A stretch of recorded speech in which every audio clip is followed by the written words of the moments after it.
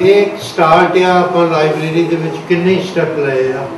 ਪਹਿਲਾਂ ਲਾਇਬ੍ਰੇਰੀ ਖੋਲੀ, ਫਿਰ ਕੰਪਿਊਟਰ ਸੈਂਟਰ ਖੋਲ੍ਹਿਆ, ਫਿਰ ਵੋਕੇਸ਼ਨਲ ਟ੍ਰੇਨਿੰਗ ਸੈਂਟਰ ਖੋਲ੍ਹਿਆ, ਬਿਊਟੀਸ਼ੀਅਨ ਦੇ ਕੋਰਸ ਚਲਾਏ, ਕੁਕਿੰਗ ਦੇ ਕੋਰਸ ਚਲਾਏ, ਤੇ ਹੁਣ ਸੰਗੀਤ ਦਾ ਪ੍ਰੋਗਰਾਮ ਸ਼ੁਰੂ ਕਰਨ ਲੱਗੇ ਹਾਂ। ਤੇ ਇਹਨਾਂ ਦੀ ਬੜੀ ਕਿਰਪਾ ਹੈ, ਇਹ ਟਾਈਮ ਦੇਣਗੇ ਤੇ ਹੋ ਸਕਦਾ ਸਾਡੇ ਬੱਚੇ ਇਹਨਾਂ ਤੋਂ ਸਿੱਖਿਆ ਲੈ ਕੇ ਸੰਗੀਤਕਾਰ ਬਣ ਜਾਣ।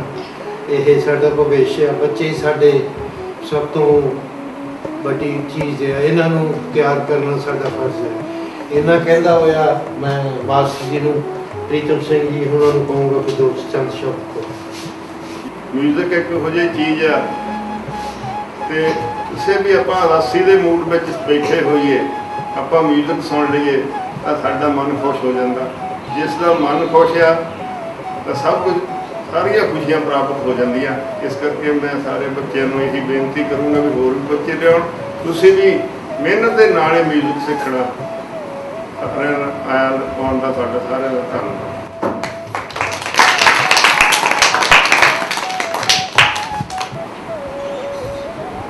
ਹਾਂਜੀ ਬੱਚਿਓ, ਸਤਿ ਸ੍ਰੀ ਅਕਾਲ ਸਾਰਿਆਂ ਨੂੰ। ਸਤਿ ਸ੍ਰੀ ਅਕਾਲ ਜੀ। ਹਾਂ ਬੇਟੇ, ਆਪਾਂ ਅੱਜ ਤੋਂ ਹਾਰਮੋਨੀਅਮ ਦੀ ਕਲਾਸ ਸ਼ੁਰੂ ਕਰਨੀ ਹੈ ਨਾ। ਹਾਂਜੀ। ਹਾਂ ਤੇ ਸਾਰੇ ਸਿੱਖੋਗੇ ਨਾ ਮਿਹਨਤ ਨਾਲ? ਹਾਂਜੀ। ਹਾਂ ਬੇਟੇ, ਜੇ ਤੁਸੀਂ ਮਿਹਨਤ ਨਾਲ ਸਿੱਖੋਗੇ ਫਿਰ ਅਸੀਂ ਵੀ ਫਿਰ ਉਨਾ ਹੀ ਮਿਹਨਤ ਤੁਹਾਡੇ ਤੇ ਕਰ ਸਕਦੇ ਹਾਂ ਨਾ।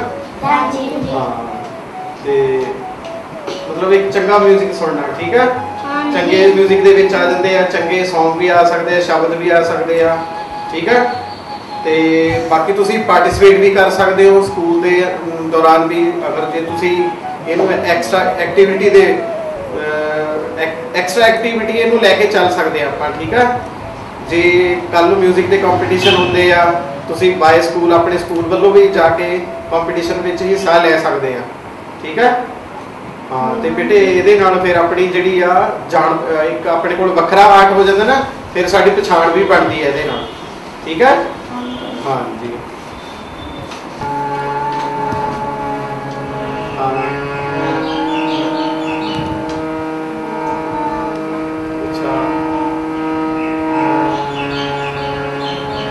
साथ होके भी अरे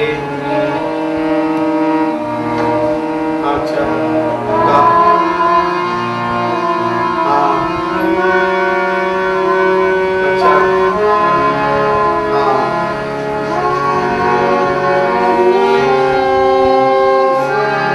ठीक है, चलो सा हाँ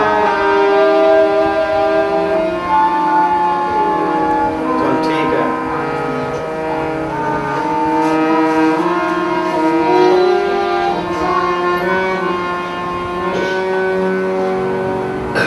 ठीक है, चलो सुना। हाँ चल सुना।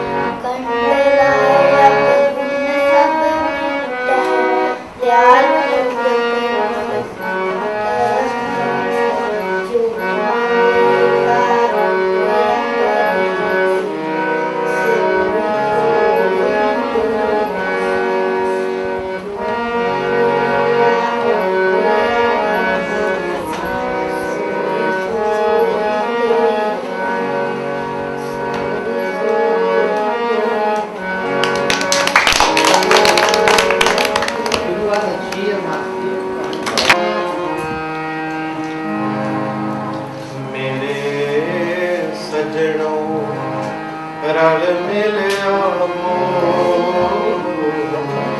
रब दी महिमा लईए मेरे सजनों रल मिल आवो रब दी महिमा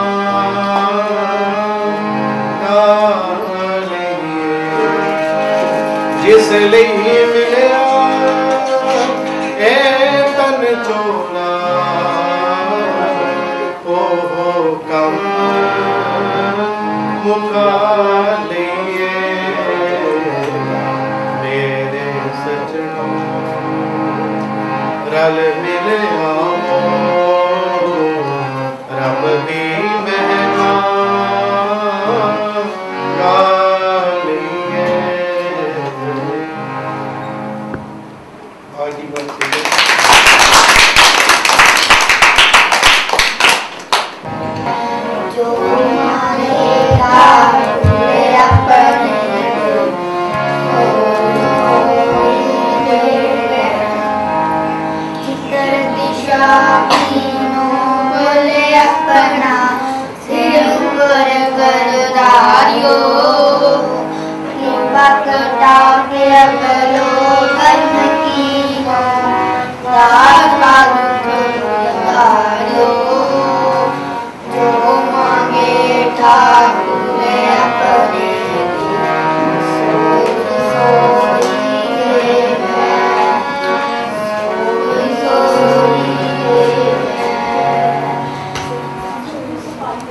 बस